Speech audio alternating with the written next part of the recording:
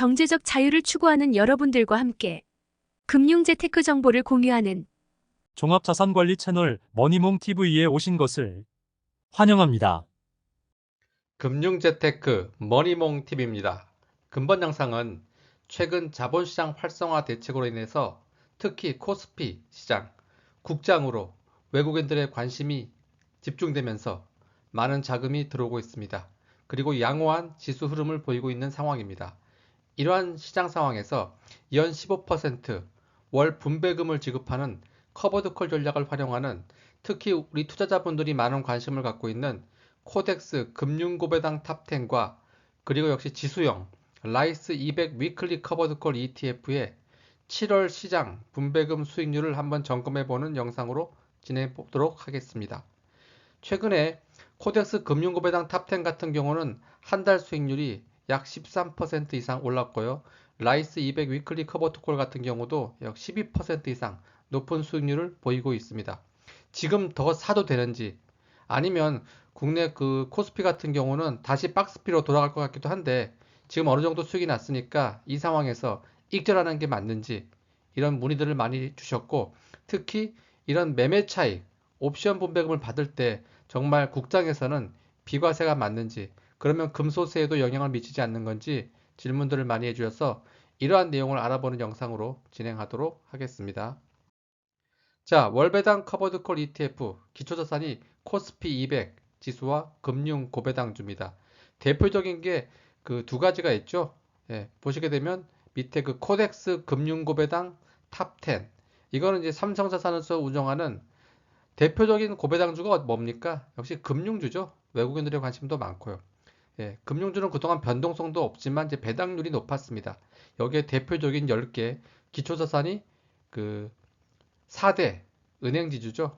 예, 우리, 신한, 하나, 뭐 KB금융지주. 여기 증권은 삼성증권, 뭐 DB, 손해보험 이런 은행과 증권, 보험주로 구성된 대표적인 10개 종목을 그 기초자산으로 하고 역시 타겟 커버드콜 전략을 쓰고 있죠. 타겟이란 거는 예, 목표 분배율을 15%로 고정시킵니다. 예, 이번 달 목표 분배율도 1.2%, 통상 최근 6개월을 보게 되면 한 1.25% 예, 목표 분배율을 맞추는 것을 보실 수가 있고요. 대표적인 국내 코스피 지수 같은 경우는 원래 변동성이 없기 때문에 위클리 ATM 옵션 전략을 활용하고 있고 통상 금융주 같은 경우에 연평균 배당 수익률이 한 5%대, 최근에는 배당 수익률이 굉장히 높아져 가지고 이제 6%까지 올라와 있는 상황입니다. 그러면 15% 목표 분배율을 맞추기 위해서 우리 옵션 프리미엄, 옵션의 기초자산은 코스피 200 지수죠. 이거를 콜옵션 매도해 가지고 한 10% 정도 전후로만 맞추게 되면 15%의 목표 분배율을 맞추는 걸 보실 수가 있고 그러다 보면 그 고배당주의 그 기초자산 상승률은 70%까지 쫓아가는 걸 보실 수가 있고 역시 월말 배당입니다. 그런데 이 코덱스 금융고배당 같은 경우가 그 최근에 그 커버드콜 ETF 중에서 연초 대비 YTD 기준으로 연간 그 6개월 수익률이 약 37% 정도가 되는 가장 높은 ETF 수익률 1위를 기록했다는 것을 참조로 알아두시기 바라겠습니다. 대단하죠? 두 번째 그 지수형 라이스 200 위클리 커버드콜 같은 경우는 지난번 영상에서 말씀드렸던 삼성 코덱스 200 그 위클리 커버드콜과 유사합니다. 거의 같아요. 하지만 요거 다른 점은 옵션 프리미엄을 좀 많이 주는 거를 목표로 하기 때문에 연간 한 17에서 18%를 꾸준히 그 옵션 프리미엄을 높게 주는 게 장점입니다. 기초자산은 코스피 200 지수고 역시 위클리 옵션 전략을 쓰는데 타겟 전략을 쓰지 않아요. 그렇게 목표 분배를 고정시키지 않다 보니까 어떻게 되죠? 옵션 프리미엄을 조금이라도 더 주기 위해서 콜옵션 매도 비중을 좀 더 높여야겠죠. 그러다 보면 평균적으로 한 30% 선에 맞춰도 되는데 어떤 달은 한 40%, 50%까지 이렇게 계속 유연하게 액티브 전략을 쓰는 것을 보실 수가 있습니다.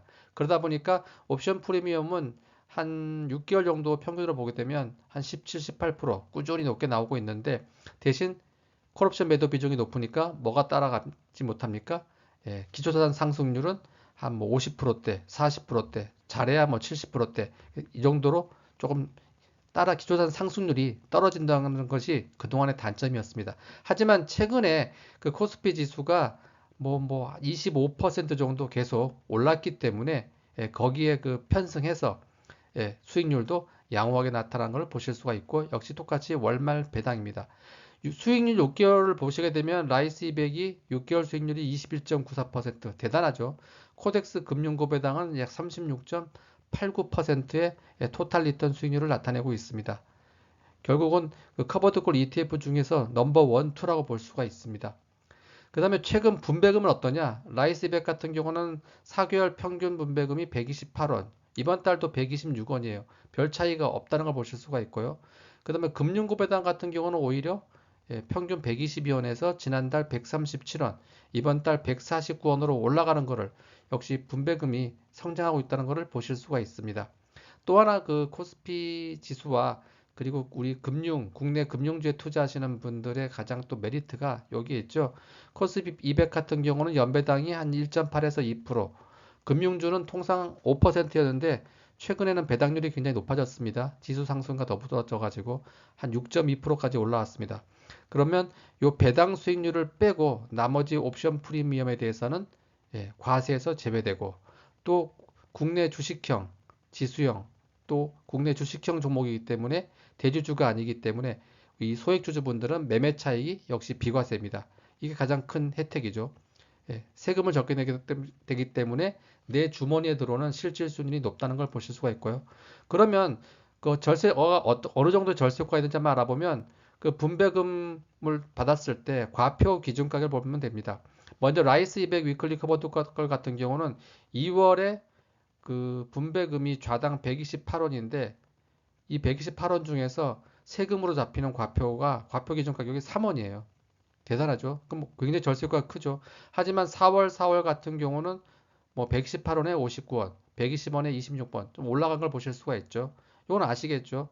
3월, 4월 같은 경우는 통상 계절적으로 3월 법인 결산이 있다 보니까 배당률이 높아서, 통상은 배당이 높으면 콜옵션 매도 비중은 조금 줄일 필요가 있습니다. 그러면 배당으로 먼저 1차로 커버가 되기 때문에 목표 분배를 맞추는데 과세 표준율이 일시적으로 올라갔다라고 보실 수가 있고요. 지난달 5월 같은 경우는 126원에 7원으로 정상적으로 복구된 걸 보실 수가 있습니다. 금융고배당 같은 경우는 좀 달라요. 분배금 과표를 보게 되면 4월달, 5월달 역시 122원인데 똑같이 122원, 그리고 137원인데 131원, 전부 다 수익률이 과표로 잡힌 걸 보실 수가 있어서, 요때 많은 분들이 조금 문의들을 많이 해주셨지만, 제가 지난번 영상에서 말씀드렸죠. 그 원인을, 그 순서가 배당이 목표 분배를 맞출 때 첫 번째 순서고, 배당에서 다 커버가 된 다음에 부족한 부분을 콜옵션 매도를 통해서 옵션 프리미엄으로 충당한다고 보실 수가 있고, 하지만 이번 달 149원 분배금에서 거의 0원 세금이 한 푼도 없습니다. 다시 정상적으로 돌아온 걸 보실 수가 있습니다. 요거를 보시게 되면 뭘 느끼죠? 커버드 콜 ETF를 투자하시는데 둘 다 비슷한 국내 커버드 콜 ETF지만, 내가 어떤 절세 효과를 좀 극대화해서 어떤 금소세라든가 건보료를 줄이는 목적이 있으신 분들은 우리 지수형 라이스 200 위클리 커버드 콜을 선택하시는 게 좋고, 아니면 적당한 목표 분배를 받으면서 또 분배금도 좀 성장하고 이런 토탈 리턴 수익률을 원하시는 분들은 금융고배당 탑10 같은 그 커버드 콜 ETF를 선택하시는 게 더 효과적이라고 보실 수가 있습니다. 또 반면에 커버드 콜을 좀 싫다 하시는 분도 많이 계시죠. 그러신 분들은 일반 ETF 중에 혹시 은행주가 들어가 있는 우리 타이거 은행 뭐 고배당 플러스라든가 그 솔 신한에서 나온 솔 금융지주 플러스 같은 경우도 통상 분배금이 68원이고 배당률이 지금 5%에서 6.2%까지 지금 이번 달 올라가 있고요. 그리고 6개월 YTD가 34.8%로 커버드콜보다 절대로 밀리지 않기 때문에 이렇게 일반형 ETF를 활용하시는 것도 좋은 방법이라고 볼 수가 있습니다. 그래서 향후에도 어떤 상법 개정안이라든가 그다음에 뭐 배당소득 분리과세, 주주 취납 확대 정책이 극대화되면서 코스피 지수 또 고배당주가 계속해서 양호한 흐름을 보일 경우에 그 분배금 지급 기준일 날 NAV 순자산 가치가 올라가죠. 그럼 옵션 프리미엄도 올라갑니다. 그러면 콜옵션 매도 비중을 조금만 줄여도 목표 분배를 맞출 수 있다 보니까 그 콜옵션 매도 비중을 줄이고 대신 나머지가 다 뭘로 가죠? 기초자산 상승률로 들어가는 선순환 구조를 유지할 수 있기 때문에, 이러한 상황에서 금소세, 건보료까지 내지 않는 비과세 효과를 누린다면 우리들의 그 실질 수익률을 극대화할 수 있는 좋은 ETF라고 보실 수가 있습니다. 여러분들의 판단은 어떻습니까? 그래서 우리가 금소세, 건보료에 대해서 한번 구체적으로 알아보도록 하겠습니다. 통상적으로 금융소득종합과세라고 하는 것은 개인별 기준입니다. 부부 합산이 아니에요. 가족 합산이 아닙니다. 개인별 기준으로 연간, 그리고 또 하나 중요한 거는 이자 배당 분배금이 세전 기준입니다. 세금 떼기 전 기준 금액으로 해서 2천만 원 이내인 분들은 통상 15.4% 원천 징수로 끝납니다. 하지만 2천만 원에서 단 만 원만 초과되게 되면 그 초과된 금액이 다른 종합소득과 합산하죠. 직장 다니시는 분들은 근로소득, 사업하시는 분들은 사업소득, 또 연금 받으시는 분들은 연금소득, 뭐 기타 소득 등등 임대소득 이렇게 있습니다. 그래서 최대 8단계 초과 누진세율을 이렇게 적용한다는 걸 보실 수가 있죠. 그럼 종합과세를 맞으면 과연 세금 폭탄일까요? 그렇게 많이 얘기하시는 분들이 많죠. 하지만 사실 세금 폭탄까지는 아니에요. 한번 볼까요? 그 연봉 한 8천만 원 정도 받고 있는 직장인, 또 뭐 사업하시는 분도 상관없습니다. 금융소득 투자하셔가지고 분배금으로 한 5천만 원 정도 직전 연도로 받았습니다. 그럼 대략 얼마 정도 세금 나올까요? 통상 여기서 금융소득이 5천만 원이면 2천만 원이 초과됐죠. 초과되면 얼마 초과됐습니까? 3천만 원이 초과됐죠. 그 3천만 원과 다른 소득, 연봉 8천을 더하게 되면 어떻게 되죠? 1억 1천이죠. 그러면 요 구간이 8,800만 원에서 1억 5천만 원 요 구간으로 들어가는데 그 우리 연봉 같은 경우는 또 근로소득 공제가 있다 보니까 여러 가지 공제 또 비과세 항목을 빼다 보면 요 35% 항목에 들어갑니다. 그럼 35% 세율인데 우리가 그동안 세금을 냈죠. 얼마 냈습니까? 14%씩 원전 징수했잖아요. 그러니까 그걸 빼게 되면 21% 세율이죠. 여기에 금융소득 초과된 부분이 얼마죠? 3천만 원. 3천만 원에 21%니까 연간 630만 원 정도를 더 종합과세 된다. 이렇게 보실 수 있습니다. 예. 그게 세금 폭탄인지 아닌지는 여러분들께서 스스로 한번 판단해 보시면 되죠. 하지만 내가 금융소득이 많이 있어도 또 있어도 그 다른 소득이 없는 분 있죠. 은퇴하신 분들, 그 다음에 우리 주부님들, 단지 금융소득만 있으신 분들은 2천만 원이 초과돼도 종합과세는 해당되지만 납부세금은 제로예요. 7,724만 원까지는 납부세금이 없습니다. 하지만 그 자녀 명의로 들어가 있는 그 건강보험 피부양자 자격이 박탈될 수 있죠. 그래서 지역건강보험료 대상으로 전환된다는 점도 알고 계시기 바라겠습니다. 그 다음에 2천만 원 이상 종합과세, 즉 금소세에 포함되게 되면 우리 IS 계좌 3년 의무가입 기간 다음에 그 만기가 보통 연장되는데 만기 연장이 좀 불가된다는 점 이런 걸 보실 수가 있고요. 또 65세 이상 되시는 분들 또 비과세 종합저축 있죠. 금융기관에서 5천만 원까지 요것도 가입이 불가됩니다. 그래서 우리가 금소세, 종합과세 벗어나기 위해서 어떻게 하면 좋을까요? 통장 쪼개기를 해야겠죠. 일단 명의를 분산한다. 두 번째는 이자나 배당받을 때 만기를 또 분산한다. 가장 좋은 점은 우리 비과세 상품에 가입하면 가장 좋겠죠. 그 비과세 상품이 뭐가 있습니까?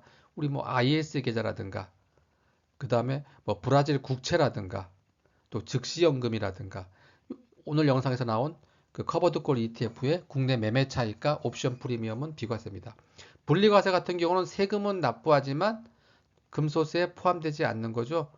뭐 우리 개인 국채 짜리라든가 그 다음에 뭐 연금에서 받을 때 또 뭐 연금 소득세, 또 연금을 일시납으로 받을 때 기타 소득세, 그 다음에 또 뭐가 있습니까? 우리 IS 계좌에서 그 뭐 200만 원, 400만 원 초과한 이후 금액은 9.9% 분리과세죠. 역시 마찬가지로 분리과세 활용하시면 돼요.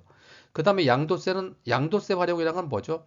예, 해외 주식이죠. 특히 우리 미국 주식 직투하시는 분들, 예, 뭐 애플이라든가 엔비디아, 테슬라 투자하시는 분들 같은 경우는 또 해외 상장 ETF 같은 경우는 연간 그 수익을과 손실을 그 손익통상 상계 처리해서 250만 원 공제한 후에 22% 양도세율로 납부합니다.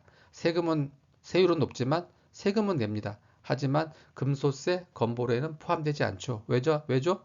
분류과세이기 때문입니다. 그 다음에 또 하나 영향이 그 건강보험료죠. 건강보험료는 월소득의 통상 7.09%의 건강보험료율이 적용이 됩니다. 여기에 우리 장기보험까지 더하게 되면 한 8% 보시면 돼요. 그러면 한 5천만 원 정도의 금융소득이 나오신 분들 같은 경우는 어떻게 되는지 한번 보도록 하겠습니다. 직장 가입자분들은 기준이 2천만 원이 초과되는 경우만 건보료가 더 나옵니다. 2천만 원이 초과 안 되면 더 나오지 않아요. 하지만 만약에 5천만 원을 내가 더 벌었다. 그런 경우는 2천만 원에서 초과분이 얼마죠? 3천만 원에 8%, 약 240만 원 더 건보료를 내시면 됩니다. 하지만 지역 가입자분들은 달라요. 직장 가입자는 약간 차별화됩니다. 2천만 원 기준이 아니고 통상 1천만 원만 금융소득이 초과돼도 건보료에 영향을 미치고 그 미치는 영향도 전체 5천만 원 금융소득 전체가 다 잡힙니다. 아까 직장 가입자는 초과분 3천만 원인데 지역 가입자는 5천만 원 전체가 다 잡혀서 여기에 8%, 400만 원을 건보료를 더 연간 낸다는 걸 보실 수가 있죠. 그리고 피부양자 자격도 탈락됩니다.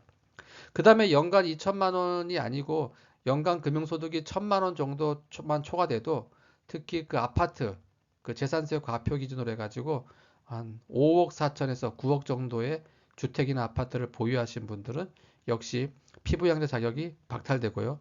그 다음에 서울의 고가 아파트 재산세 과표 9억 이상입니다. 시가 한 뭐 20억 이상 고가 아파트를 한 채 이상이라도 갖고 계신 분들은 이자 배당 분배금 금융소득이 한 푼도 없어도 피부양자 자격이 박탈돼서 지역건보료로 넘어간다는 점 참고로 알아두시기 바라겠습니다.